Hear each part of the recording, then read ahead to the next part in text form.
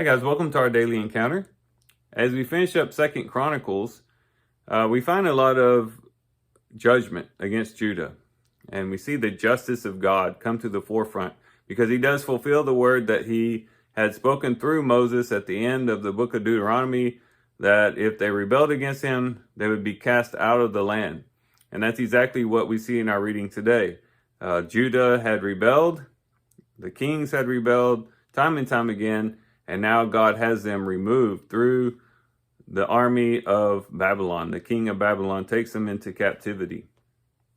But even though we read a lot about the justice of God and the judgment of God in our reading today, there's also a whole lot about the mercy of God as well. God would have caused this to happen a lot earlier and would have been justified in doing so had it not been for Josiah in our reading today. Josiah comes across the book of the law, and he reads, apparently, that last section of Deuteronomy where these promises were made that if they rebelled, they would be cast out of the land. And he humbles himself before God, tears his clothes and humbles himself.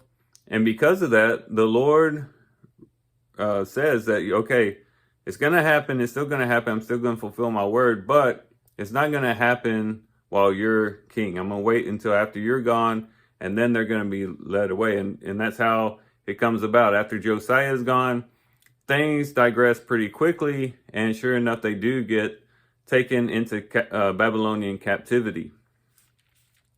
But we see that God, in his mercy, and we see a lot of his mercy in this last section, in his mercy, he was patient and he waited until Josiah was gone because Josiah had humbled himself before God.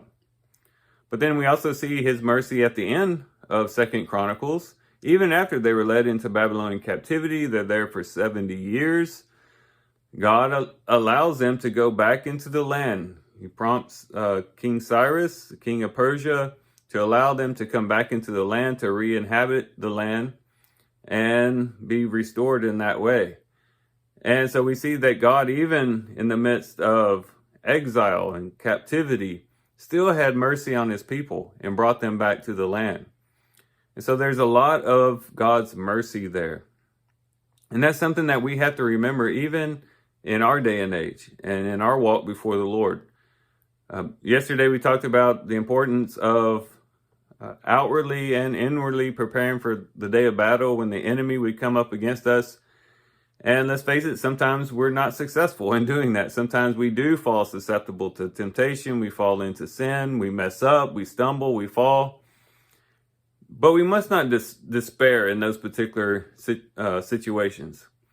But just return to the Lord. To remember these stories that we're reading in 2 Chronicles, that when we humble ourselves, when we come to him with a contrite heart in repentance, wanting to turn back to the Lord, away from those sins and turn our face back to him, there is mercy, there is grace in the eyes of our Father, and he will receive us back. And we mustn't ever forget that. Otherwise, we might fall into despair and end up just throwing up our hands and saying, well, it's too difficult, I give up. When all the while the Father wants us to just simply return. He knows we are weak. He knows that we are but dust.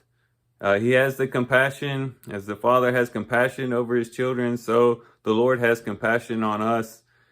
We just return back to him and turn back to him and begin walking with him once again. And we'll see that he has open arms to receive us. So let's think about that today as we do our reading today. As he delayed his judgment with Josiah, and just as he ended his judgment in the days of King Cyrus, so he can work in our lives as well. Even though we stumble, we fall, we mess up, there is mercy, there is grace in the eyes of our Father, and we need to remember that and receive that when it is appropriate. So with that, guys, I do thank you for watching the video today. Hope you guys have a great day. Love you guys. God bless.